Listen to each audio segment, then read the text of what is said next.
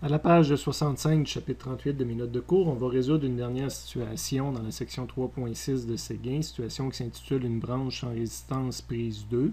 Donc, en quelque part, on va avoir un court-circuit encore. Sauf que c'est pas vraiment un problème numérique, ça aurait pu être plus juste une question. Ce qui ne veut pas dire nécessairement une question facile. Et c'est pas parce que la situation précédente, une situation avec court-circuit, nous apparaissait facile que ça va toujours être le cas. Ça l'illustre bien un court-circuit difficile, mais ça l'illustre très bien aussi un circuit qui n'est pas toujours difficile à interpréter, dépendant que la personne, comment elle nous l'a dessiné. C'est sûr que moi, j'ai longtemps eu comme travail à redessiner des circuits électriques pour les mettre conformes et les rendre les plus simples possibles à comprendre. Mais quand c'est dessiné par monsieur, madame, tout le monde, initialement, c'est pas toujours très bien dessiné. Lui, il est tellement pas évident du premier coup d'œil que j'ai pris la peine de le redessiner ici. Là. Je fais qu'il ne demande pas juste. Prenez quand même le temps d'arrêter la vidéo, d'aller regarder la page 258, les informations qu'il nous donne. Mais j'ai redessiné le circuit ici. Dans les faits, c'est un vrai problème numérique. Je trouvais trop intéressant l'aspect graphique que j'ai oublié de le résoudre. Donc, on nous disait encore une fois qu'on avait 3 résistances de 60 ohms, puis qu'on veut la résistance équivalente. Donc, j'aurais dû écrire les formules en haut, de dessiner le petit schéma avec une seule résistance équivalente à côté. Mais je me suis plus intéressé à l'aspect graphique du dessin, puis j'ai oublié complètement le reste. Tellement intéressant que quand je regarde ce dessin-là, moi, puis après analyse, que je voudrais le redessiner, je remplacerais tout ça qui peut m'apparaître pas évident à dire comment, où le courant circule puis dans quel sens. Je vous donne immédiatement la réponse. Je dessinerais juste ça. Ben là, j'ai pas dessiné la pile comme d'habitude, mais j'ai mis la grande barre. Elle viendrait se brancher en haut ici. Et c'est comme avoir 3 résistances en parallèle, puis finir sur la petite barre, finir ici.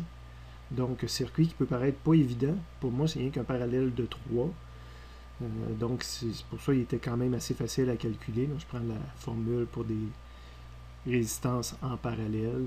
Donc, 1 sur 60 plus 1 sur 60 plus 1 sur 60, ça fait 3 sur 60. Inversé, ça fait 70 par 3, ça fait 20 ohms.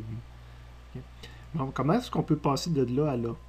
Intuitivement, moi, je regardais, un peu comme je vous dis toujours, puis des fois, je me prends un crayon fluorescent pour marquer mes chemins qui sont faits. Mais je suis un électron, je pars de la grande barre de la pile, et mon but, c'est de retourner à la petite barre.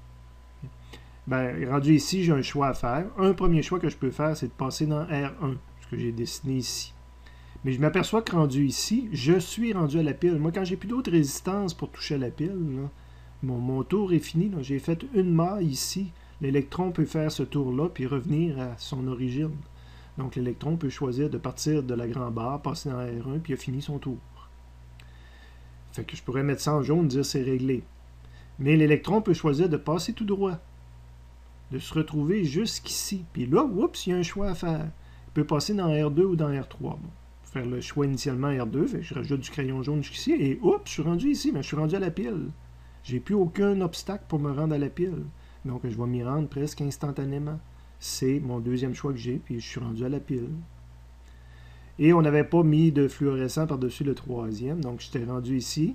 Si je ne choisis pas de passer par R2, mais par R3, ben je passe ici et je touche à la pile directement. Donc, R3, je touche à la pile.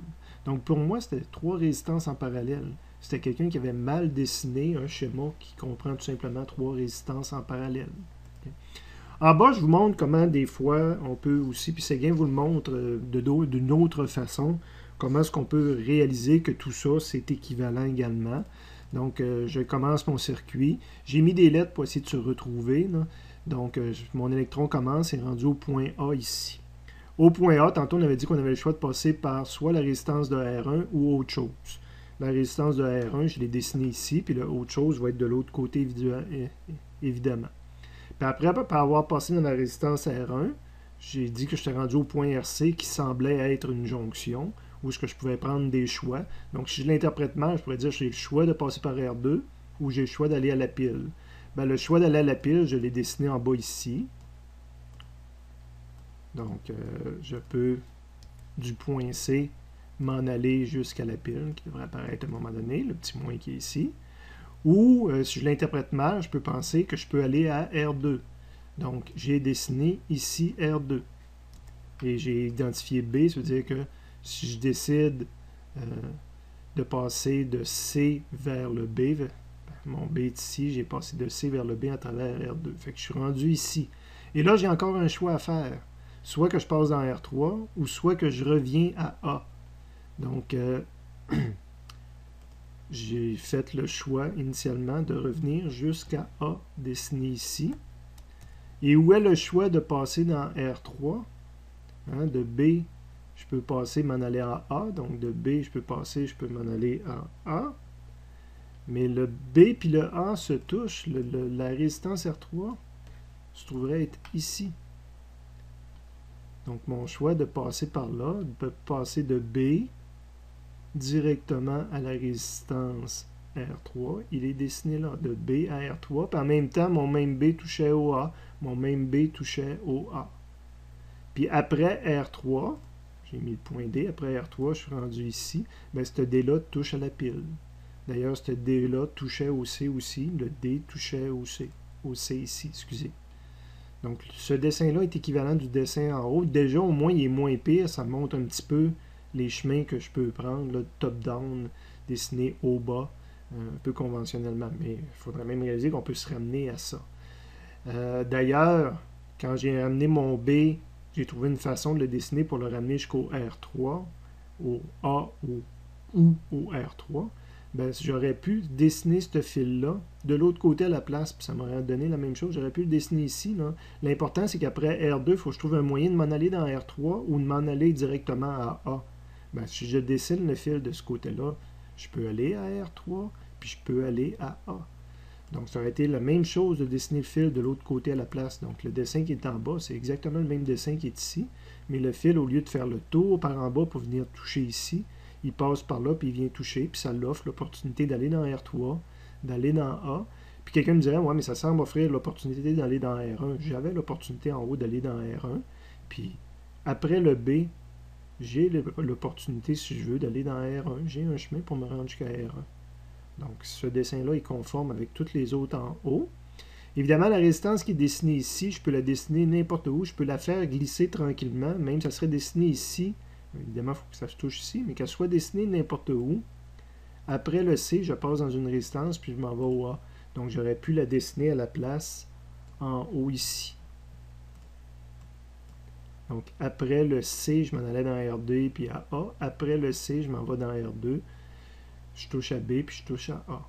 Donc, cette résistance-là, je peux y inverser son sens, puis venir la dessiner ici. Puis là, on commence à voir apparaître le 3 en parallèle. Embarquez-vous pas trop dans ça. Je pense que la première façon que je l'ai montré en haut, de dire je vais aller le plus rapidement à la pile, puis quand je vais à la pile, j'ai une maille de fini. Je pense que c'était la façon la plus simple de toute façon de le comprendre. Mais comparé aussi avec les 4-5 façons que Séguin le montre là, dans ses notes de cours.